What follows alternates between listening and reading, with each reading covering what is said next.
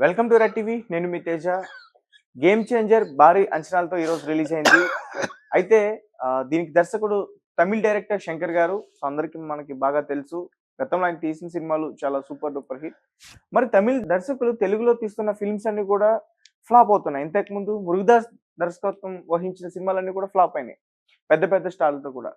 So ప్రస్తుతం game changer పరిస్థితి ఎట్లా ఉంది అంటే మనందరికీ తెలుసు టాక్ ఎట్లా నడుస్తుంది అనేది బయట. సో దీని గురించి మనతో పాటు షేర్ చేసుకోవడానికి ప్రముఖ ప్రొడ్యూసర్ చిట్బాబు గారు ఉన్నారు. సార్ ఆయనతో మాట్లాడే ప్రయత్నం చేద్దాం. నమస్తే సార్. నమస్తే.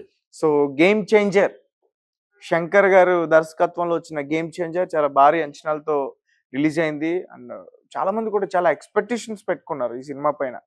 ఎందుకంటే అతను ప్రతి సినిమాలోనే కూడా కొంచెం కొత్తదనం ఉంటుంది శంకర్ గారు. సో ఏంటి అసలు ఈ సినిమా ఎట్లా ఉంది ఏంటి? ఏమి 2.5 ఏళ్ళు తీశారు సినిమాని.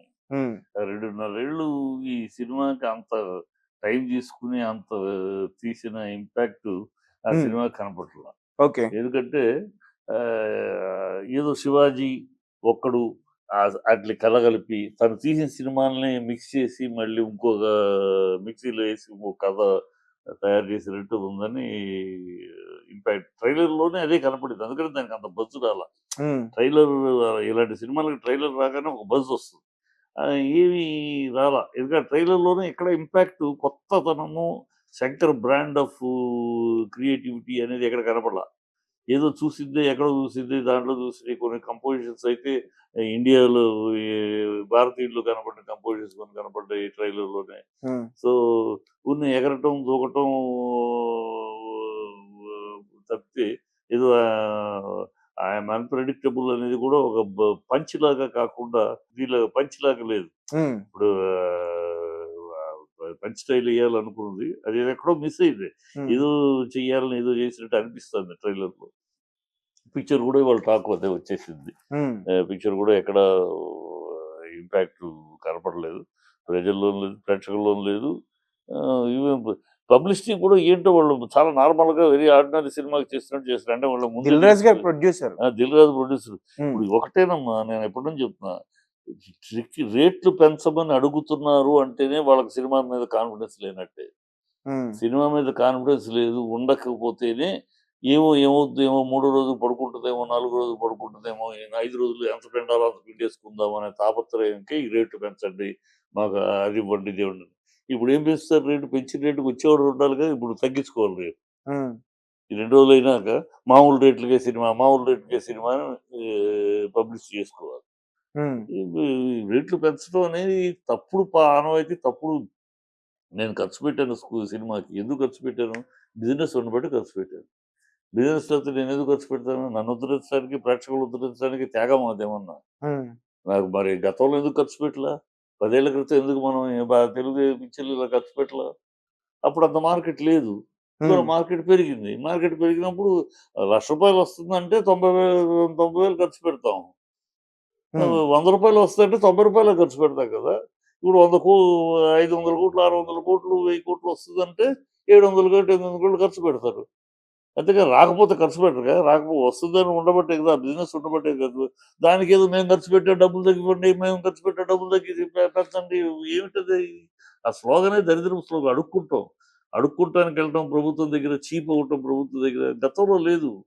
రామానాయుడు గారు, దాసరి గారు వీళ్ళంతా ఇండస్ట్రీ పెద్దలుగా ఉన్నప్పుడు ఈ అడుక్కుంటారు ప్రభుత్వాల దగ్గరికి వెళ్ళి అడుక్కుంటారు లేవు. రైట్ రాయల్గా ట్యాక్స్ విషయమైనప్పుడు రైట్ రాయల్గా మీటింగ్ పెట్టి అడగటం తప్పితే మేము ఖర్చు పెట్టాము, మాకు తగ్గించండి, మాకు పెంచండి, ఈ అడుక్కుంటారు దరిద్రం లేదు.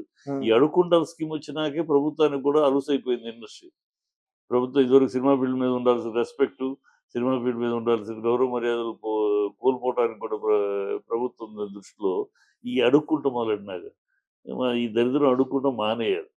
ఇప్పుడు అడుక్కోవడం వల్లే తెలిసిపోతుంది సినిమా ఏమీ లేదు. ఎప్పుడైతే రేట్లు పెంచమంటే కంగారు పడుతున్నారో అర్థమైపోయింది సినిమాలో ఏమి లేదు. ఇప్పుడు పుష్ప 1, అఖండ ఆ టైంలో రిలీజ్ అయిన నాగార్జున సినిమా ఇవన్నీ సూపర్ డూపర్ కలెక్షన్ చేసినాయి. అప్పుడు ఏమన్నా బెనిఫిషియల్ లేకపోతే రేట్లు పెంచాలు ఉన్నాయా? లేవుగా. మరి బాగుంటే సినిమా ప్రేక్షకులు నెత్తిన పెట్టుకుంటారు. బాగా లేకపోతే నువ్వు రేట్లు పెంచినా ఇంకోటి పెంచినా మూల కూర్చోబెడతారు. బాగుండాలి, వాళ్ళ కంటెంట్ బాగుంది ఇవ్వమన్నారు తప్పితే మీరు ఖర్చు పెట్టండి అని వాళ్ళు ఏం అడగట్లా. వాళ్ళ నుంచి మీద భారం ఎందుకు వేస్తారు మీరు ఖర్చు పెట్టి, అవును. కదా. ఇది తప్పుడు విధానం. ఈ తప్పుడు విధానానికి ఇవన్నీ కరెక్ట్ రిజల్ట్సే. హ్మ్. అంటే అసల 'శంకర్' గారు ఫెయిల్ అయ్యారని చెప్పుకోవాలా ఈ సినిమాలో? ఖచ్చితంగా శంకర్ ఫెయిల్యూరే. అబ్బో! హీరోని ఏం చెప్తాం, హీరోని ప్రొడ్యూసరు ఎట్లా అంటే శంకర్ దగ్గర మాట్లాడే పరిస్థితి ఉండదు. ప్రొడ్యూసర్లు అది కాదు ఇది ఇలా చేద్దాం అని మాట్లాడే పరిస్థితి ఉండదు. హ్మ్. అలాంటి డైరెక్టర్ దగ్గరికెళ్ళినాక అంతే, అతను చెప్పింది చేయటమే. హ్మ్. నువ్వు కుదిరితే కుదురుతుంది లేకపోతే లేదన్నట్టు. హ్మ్. సో, పాపం రామ్ చరణ్ డైరెక్టర్ చెప్పింది కష్టపడి చేస్తాడు అంతేగా. హ్మ్. హీరో చేయగలిగింది ఏమి లేదు. ప్రొడ్యూసర్ చేయగలిగింది ఏమి లేదు. సో, ఇక్కడ మొత్తం ఆల్ ఇన్ ఆల్ శంకర్ చేతిలో ఉంది. శంకరు ఫెయిల్యూర్ కిందే చెప్పాలి. ఓకే. 'రామ్ చరణ్' గారి యాక్టింగ్‌కి ఎక్కువ మార్క్స్ పడుతున్నాయి ఈ సినిమాలో. సినిమా అంటే పక్కన ఇప్పుడు పెట్టి. ఇప్పుడు రామ్ చరణ్ హీరోగా డైరెక్టర్ క్రియేట్ చేసేదాన్ని చేస్తాడమ్మా. రామ్ చరణ్ చే చే చే అది అది సరిపోదు కదా. రామ్ చరణ్ మంచి విషయం ఉంటే ఆ పెర్ఫార్మన్స్‌కి విలువొస్తది. అవును. ఈ విషయం లేనప్పుడు ఏమి గించుకుని ఏమి చించుకుని అంచుకుని ఏం లాభం? అదే అయిందక్కడ. పాపం కష్టపడి పని చేసినా హ్మ్. విషయం లేనప్పుడు ఏముంది? కదా! అదే జరిగింది. అంటే మన తెలుగు ఫిల్మ్ ఇండస్ట్రీలో ఇంత మంచి డైరెక్టర్స్ ఉన్నా గాని 'రామ్ చరణ్' గారు అది 'శంకర్‌ని' మనకు మొదటి నుంచి ఉన్న దౌర్భాగ్య లక్షణం అమ్మ. హ్మ్. మన దాసరి నారాయణరావు గారు అన్ని సూపర్ సెన్సేషన్‌లు ఇస్తే ఒక తమిళ్ సినిమా 'ఒక్క నక్షత్రం' అని ఒక సినిమా తీశారు. హ్మ్. రాఘవేంద్రరావు గారు ఎన్ని సెన్సేషనల్ కమర్షియల్ హిట్స్ ఇచ్చారు. హ్మ్. వాళ్ళు ఒక సినిమా తీశారు తమిళోళ్ళు గాని, కన్నడపోళ్ళు గాని. మనం కన్నడంలో గాని, తమిళ్‌లో గాని, మలయాళంలో గాని ఒక డైరెక్టర్ ఒక హిట్ ఇచ్చాడంటే హ్మ్. అక్కడ మనం ఎగబడిపోయి ఎళ్లి వాడిని తెచ్చుకొని వాడి కాళ్ళకు మొక్కి వాడికి తెచ్చుకొని వాడితో వాళ్ళ భాష నుంచి మనుషులు తెచ్చుకుంటాడు. ఇక్కడ వాళ్ళకి మన పని కూడా లేకుండా హ్మ్. వాళ్ళని తెచ్చుకొని వాళ్ళ కాళ్ళు పట్టుకొని మనకు ఆ దౌర్భాగ్య లక్షణం పొరుగింటి మనకి మన దరిద్రం అది. వాళ్ళని ఎవరిని అనలేం. మన దరిద్రం అది. ఎప్పుడూ అంతే. ఎంత చెప్పండి ఇంతవరకు చరిత్రలో మన తెలుగు ఇన్ని హిట్లు తీసిన డైరెక్టర్లు చాలా మంది ఉన్నారు. ఒక్కళ్ళతోటి తమిళోడు తీశారని చెప్పండి. కన్నడపోళ్ళు తీశారని చెప్పండి. ఇటు హ్మ్. రాఘవేంద్రరావుతోటి ఒక తమిళోడు తీసిన సినిమా చెప్పండి. ఒక కన్నడపోడు తీసిన సినిమా చూడండి మరి ఇంతకన్నా మ్యాట్రినీ ఐడోల్ ఆఫ్ ఆయన గురించి ఈ సౌత్ ఇండియన్ స్పీల్బర్గ్ అన్నారు. అంత రాఘవేంద్రరావుతోటి ఒక సినిమా తీసిన కమ హీరో ఉన్నాడా? ప్రొడ్యూసర్ ఉన్నాడా? హ్మ్. మరి దాసనారాయణరావు సెన్సేషనల్ చరిత్రకారుడు. ఆయనతోటి ఒక సినిమా ఒకే ఒక సినిమా ఏదో 'నక్షత్రం' అని ఒక సినిమా 'శ్రీప్రియ' ఎవరో తీశారు. హ్మ్. ఇంకెవరు అసల అంత అదే బాలచందర్ గారు హిట్లు గారు ఎగబడి మనం తీసేసాం. మనకున్న దౌర్భాగ్యపు లక్షణం అది.